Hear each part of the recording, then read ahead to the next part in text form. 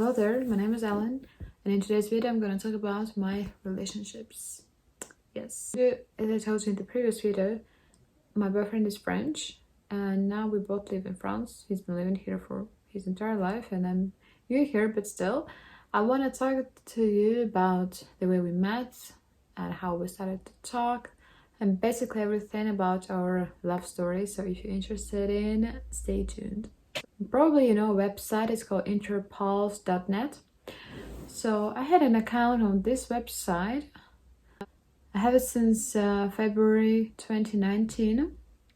So I just spoke to some French guys, mostly. I don't know why, but they were mostly, all of them were French. I was just speaking, I remember I was speaking to a particular one, and we wanted to meet in Paris, but I was a student back then. I said, well, you know, it's not possible for me to go to Paris even for several days.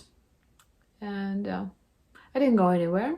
And I kept just talking to people. I didn't have a boyfriend at that time, and I really never ever considered to have a Russian boyfriend, though I always had.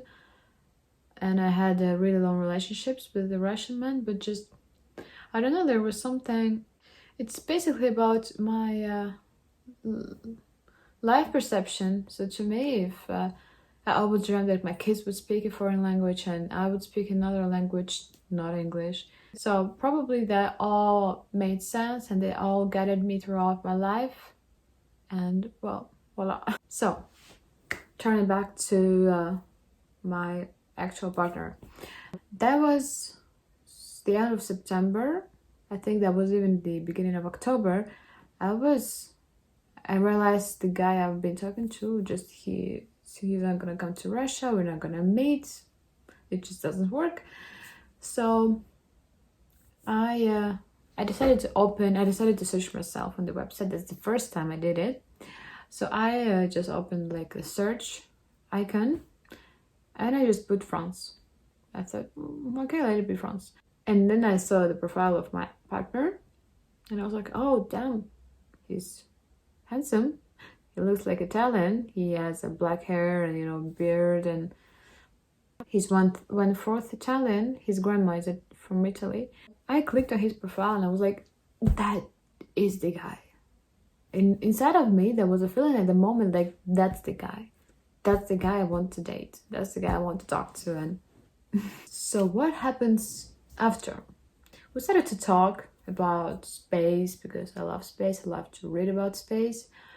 I was born next to the Star City, if you know something about it. If you don't, it's really interesting. It's a significantly important place in the history of space. So yeah, and we started talking about space and things like that, and then he just asked me to come, and he did everything for my coming. So I came for the New Year. I came on the 31st December of 2019. And I came to spend a new year with him.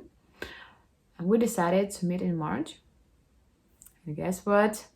I didn't go in March to France because the day before my flight, the borders were closed. And I had to fly to Switzerland, and Switzerland is really serious about restrictions. So that was not possible to fly. We bought the tickets for May.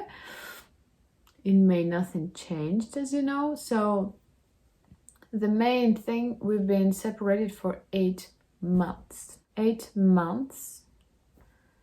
And I can say it's a good sign sometimes, because you can learn a lot about the person, because it's a bad thing that happens, right?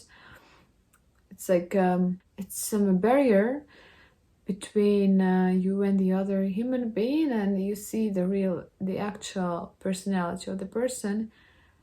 So it's been very hard, and I'm happy we passed that exam and we're physically together now. We were talking every day. We were sleeping every day, almost every day, because I don't think it's good for any device to work endlessly. So we could open WhatsApp and just put a mobile phone next to the bed, and just we heard everyone, you know, just moving into the bed, and that that made us feel really close. I learned a lot about myself, about my partner, about us as a couple. So I can say we won and love won, as my partner says. So I just want to share this story because there are many stories about tourism, about that love is not tourism, and that's true. I remember I posted a post on Instagram describing our story about our relationships in distance. And there were many women and men who responded to this, who left a comment and shared their story of that separation for such a long period of time. And there are still people who cannot meet, and I feel so bad. I feel so bad that we cannot fight against some circumstances, and that we have to accept that. How I overcame the period of not being with my BF, I did a lot of sports.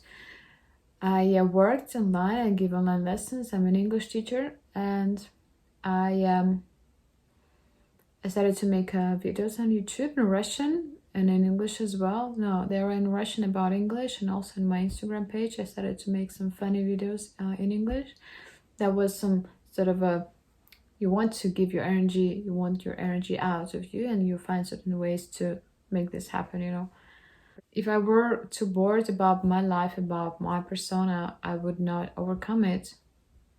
Because if you're too dependent, I guess, any sort of isolation, any sort of even not isolation, but the fact that you're not with a partner will make you feel really bad, and it may destroy any relationship that you have with any person. So when I learned that you should be interested in what you do, you should have your hobby, you should be involved into something, and especially if this something really fulfills you with energy and you find some feedback in the world, when you share something, you get it back, right? So I of course the family is the best support. I know I started this video from my boyfriend, and that's basically what I wanted to share with you, how we met, and how we overcame a serious step in our relationships, because there were certain moments when I wanted to end up everything. I had this thought once for real. It lasted for 2 weeks. For 2 weeks I didn't want to talk a lot because I thought I'm not strong. I stopped to believe in my ability to wait. And after that, I can say my partner was really wise. When he felt that I was called, he let me experience this emotion. He let me be on my own. He let me think and make my own decision. He didn't push me that, oh, we've been together for so many months and like you act cold. He wasn't like that, and that made me like him and love him even more, because he gave me time and space to make my own decision. And we're still together, and it means that when you give your partner a lot of space, he never ever wants to leave you, because he feels free with you. And that's a wise thing that I learned. And I have to say, I learned so many things from him, things that I wish I could learn before, but that's a good thing that I finally met a person that we just grow together, you know. To me, it's a present already. So that's my video about my love story within certain circumstances, under certain circumstances. And I'm happy if you watch this video to the end. I'll be happy to see a like from you and a subscription to my channel. Thank you so much for watching this video, and goodbye.